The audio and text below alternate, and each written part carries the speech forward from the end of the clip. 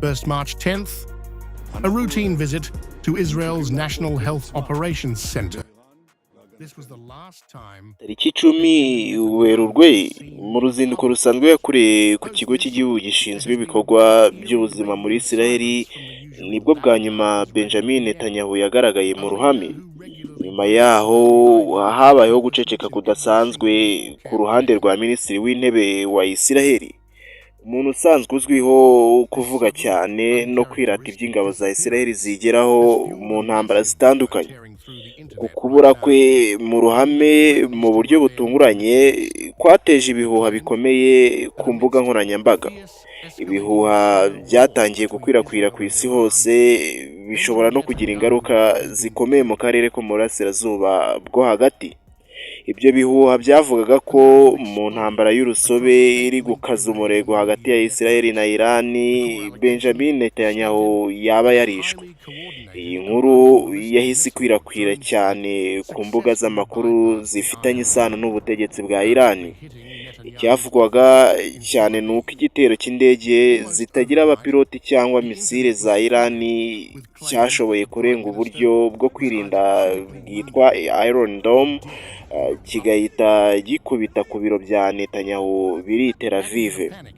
Mu gihe gito cyane interineti yuzuye amakuru avuga ko Minisitiri w'Intebe yakomeretse bikomeye cyangwa yapfiriye mu matongo yaho igitero cyabereye.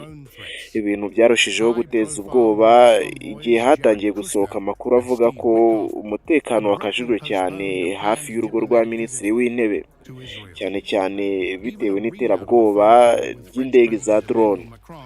Muri icyo gihe kandi intumwa zikomeye za Leta Zunze Ubumwe za Amerika zirimo Jared Kushner na Steve Witkoff zahise zisubika urugendo rwa diplomasi zari ziteganyije kugirira muri Isiraheli, ndetse n'ikiganiro cya telefone cyavuzwe ko yabonanyeho na perezida wa Faransa, ni ukuvuga Emmanuel Macron, cyatangiye gushidikanywaho kuko nta tariki yacyo ya nyayo cyangwa amajwi yacyo byari byagaragazwa.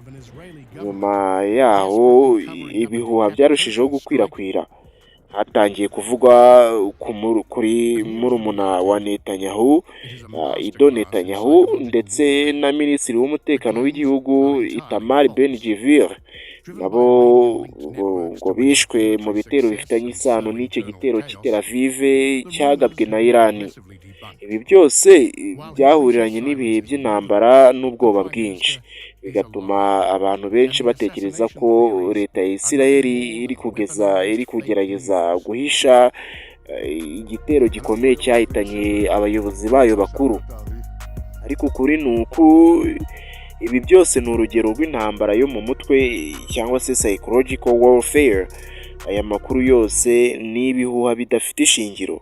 Amakuru nk'aya yakwirakwijwe n'imiyoboro ifitanye isano na Irani, agamije kwerekana ko Irani yageze ku ntsinzi ikomeye no guteza urujijo n'imvururu mu gihugu cya Isiraheli. Nubwo kuba Minisitiri w'Intebe yaba yaracecetse mu minsi ishize byateje ibibazo byinshi, Benjamin Netanyahu aracyari muzima. Ibi bihuha byo kumwica ni amakuru y'ibinyoma yakoreshejwe nk'intwaro mu ntambara y'amakuru.